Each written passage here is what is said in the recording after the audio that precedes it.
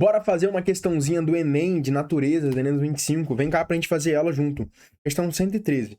A figura 1 apresenta o esquema de um tubo de imagem em que um filamento na posição A libera elétrons por efeito termiônico. Esses elétrons formam um feixe estreito, que é acelerado por campos elétricos em direção à parte interna da tela. Nesse caminho, o feixe de elétrons passa por outro campo elétrico, na região B, atingindo em seguida parte interna da tela do tubo, a qual é recoberta por um material que emite luz ao receber o impacto dos elétrons. Aqui, então, ele só explicou o que está acontecendo, né? Na figura 2, a carga negativa representa o feixe de elétrons que é acelerado e, posteriormente, atinge um ponto da tela. O campo elétrico na região B apresenta a seguinte configuração. Então, ele disse que nessa região B aqui, ó, o campo elétrico, ele é de baixo para cima, de baixo para cima, de baixo para cima, tá? Nessa situação, qual ponto da tela será atingido pelo feixe de elétrons, né? Ele perguntou qual ponto da tela será atingido. Bom, uma breve revisão, então. Primeiro ponto, o que é um campo elétrico? Galera, para você entender, de fato, o que é um campo elétrico, você tem que entender o conceito disso. Então, vamos lá. Primeiro ponto, o que é um campo gravitacional?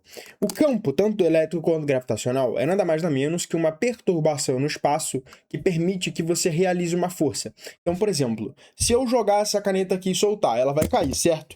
Por que ela cai? Porque eu tenho um campo gravitacional, que é uma zona de influência da Terra, né? Percebe que se eu jogar a caneta no espaço, ela não vai cair. Por que ela não vai cair? Porque ela não está sob o campo gravitacional da Terra. Ela não está sob a zona de influência da Terra. Agora, se eu jogar essa caneta aqui na Terra, ela vai cair. Por quê? Porque ela está sob a ação da zona de influência da Terra. Ela está sob a ação do campo gravitacional. E o campo gravitacional está em todos os lugares. Percebe que o campo ele permite a realização da força. Então, se tem campo, eu posso realizar uma força chamada força gravitacional nessa caneta e puxar a caneta para baixo. Perfeito? Eu posso fazer isso. Porém, isso não significa que, por exemplo, aqui ó, não tem nenhum objeto. Não significa que não tenha campo. Tem campo, só não tem realização de força, porque não tem nenhum objeto aqui. Mesma coisa no campo elétrico. O campo elétrico é uma zona de perturbação gerada por uma carga, né? Por exemplo, você tem uma carga geradora aqui, vamos supor que seja uma carga geradora negativa. A carga geradora negativa, ela gera um campo elétrico que tende a entrar nela, né? O campo elétrico, ela tende a entrar na carga geradora negativa. Então aqui vai estar a direção do vetor campo elétrico que a gente chama de exão, tá? E aí a carga geradora positiva, o campo elétrico tende a sair dela, né? O campo elétrico tende a sair dela. E aí, por ter esse campo elétrico, essas cargas geradoras conseguem realizar força elétrica. Então percebe que no esquema da questão, a gente tem aqui essa parede, né, essa placa recebendo o campo elétrico, entrando o campo elétrico. Então, se o campo elétrico está entrando, significa que aqui a gente tem a placa negativa. E aqui essa placa está saindo do campo elétrico. Se o campo elétrico está saindo, aqui a gente tem a placa positiva. Tudo bem? Perfeito. Então, aqui a gente já conseguiu determinar onde fica o positivo, onde fica o negativo. Agora, só uma breve revisão muito legal com vocês. Vamos supor aqui que eu tenha somente a carga geradora negativa, tá? Aqui é somente a carga geradora negativa. Eu quero saber nesse pontinho, né? Nesse pontinho P. Como é que vai ficar a força elétrica? Como é que vai ficar o vetor campo elétrico? Vamos supor que P seja uma carga também negativa, igual da questão. A questão é um elétron, né? O que você vai fazer para determinar o vetor força e campo elétrico? Porque o campo elétrico também é um vetor. Você vai fazer uma linha pontilhada que liga essa carga ao pontinho P. Então fez a linha, beleza. Onde vai estar o vetor campo elétrico? Pô, aí você tem que ver a carga geradora. É negativa? É. Então o campo elétrico vai ter que entrar nessa carga. Então ele vai estar apontando para a carga. Onde vai estar o vetor força elétrica? Pô, só você ver. Aqui é negativo, aqui também é negativo. Se os dois são negativos, vai ocorrer repulsão. Então aqui vai estar a força elétrica. Isso aqui sempre vai acontecer. Numa carga negativa, a força elétrica sempre está num diametralmente oposto ao campo elétrico. Então, por exemplo, se o campo elétrico aqui está para cima, eu tenho certeza que a força elétrica vai estar puxando essa carguinha para baixo. O que faz muito sentido, porque a carga é negativa. E aqui a gente viu que é o positivo. O positivo vai atrair o negativo. Então, o negativo vai fazer essa trajetória aqui. Então, o que eu quero que você entenda é o seguinte. Quando ele passa pelo campo elétrico B aqui, ó, a tendência é ele ir para baixo. Então, por isso que ele vai cair no 2, tá bom? Por isso que ele vai cair no 2. Então, letra B, o nosso gabarito. Percebe que, se o campo elétrico, por exemplo, existe também a possibilidade de o campo elétrico ser o contrário, né? Por exemplo, se o campo elétrico fosse aqui positivo, tá? E embaixo negativo, o que que ia acontecer? A carga ia para o positivo, ela ia para cima. E aí seria o 1 a resposta. Agora, por exemplo, se a carga fosse positiva, tá? A carga fosse positiva. e aí tivesse essa mesma configuração, aí ele ia para cima, seria 1 também a resposta. Tá? Tô tirando possibilidades aqui com vocês. Mas também a questão poderia falar o seguinte, olha, você tem um campo elétrico aqui, você tem um campo elétrico aqui, e você tem, por exemplo, um campo magnético entrando, tá? Um exemplo, tem um campo magnético. Aí vamos supor que esse campo magnético, ele exerce uma força magnética para cima. Então, ele exerce uma força magnética para cima e o campo elétrico exerce uma força elétrica para baixo. E a questão falasse que são de igual intensidade, então essa carguinha ela passar em linha reta, entendeu? Aí seria o 5 o gabarito. Então tem várias possibilidades que eu nem poderia brincar e cobrar de formas diferentes para vocês. Apresentei algumas. Na aula eu sempre falo disso, né? Movimentação de cargas. Mas muito cuidado. Por quê?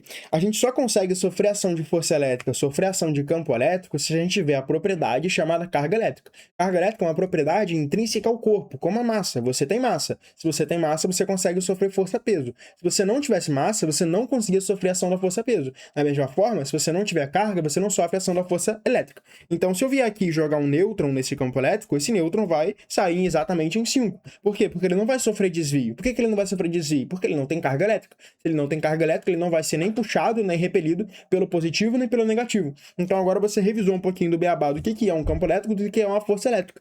Lembrando o seguinte, se você quiser se relacionar campo elétrico e força, a gente sabe que a força é igual ao campo elétrico, né? No caso, a força é igual a carga vezes o campo elétrico. Tá, por quê? Cara, você pode entender um pouco mais a partir das unidades de medida. Porque quando eu vejo, por exemplo, a unidade de medida do campo elétrico, aqui ele não botou, mas se fosse uma questão de cálculo, ele botaria.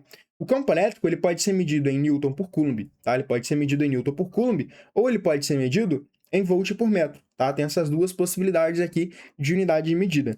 Se for Newton por Coulomb, é muito simples, ó. A carga é medida em Coulomb. Então, se eu multiplico a carga pelo campo elétrico, o que eu acho? Eu acho a força em Newton, tá? E volt por metro em Newton por Coulomb é a mesma coisa. Então, por exemplo, se eu falar que o campo elétrico tem 100 Newton por Coulomb, é a mesma coisa que eu falar que ele tem 100 volt por metro. Nesse caso, 100 volt por metro a gente usa quando a gente tem esse aspecto aqui de duas placas paralelas, né?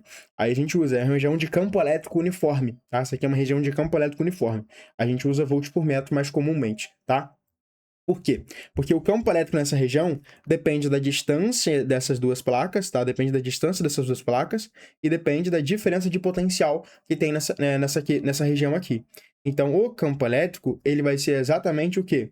Vai ser o campo elétrico vezes a distância, e isso é igual à diferença de potencial. Mas também é bem óbvio, né? Lembra que eu falei que o campo elétrico é volt por metro? Então, veja, a diferença de potencial é dada em volt, a distância é dada em metro. Então, você já sabe que o campo elétrico é a diferença de potencial sobre a distância. Mas sabe que muita gente fala, eu não sei decorar a fórmula de eletrostática, é muito difícil. Cara, você consegue, a partir da unidade de medida, deduzir todas as fórmulas. Se for uma questão teórica, de boa. Agora, se for uma questão de cálculo, cara, vê a unidade de medida. Tem lá, campo elétrico, Newton por Coulomb, você sabe que é força sobre carga. Tem lá, volt por metro, você sabe que é diferença de potencial sobre alguma distância. Aí tu pega a distância da questão, pega a diferença de potencial da questão, acha o campo elétrico. Pronto, não precisa decorar a fórmula. Pô, se você decorar, ótimo. Você vai decorar de tanta questão que você vai fazer. Mas agora, se você não decorar, não é o fim do mundo também não, entendeu? Então fica tranquilo. Mas de teoria, para o Enem, é isso aqui. É bem tranquilinho, bem fácil essa questão. E se você gostou dessa resolução, gostou desse aprofundamento, né? Já deixa o seu like, manda para um amigo e recomenda essa resolução para uma pessoa que vai fazer o Enem, tá bom? Eu te vejo no nosso próximo vídeo e valeu!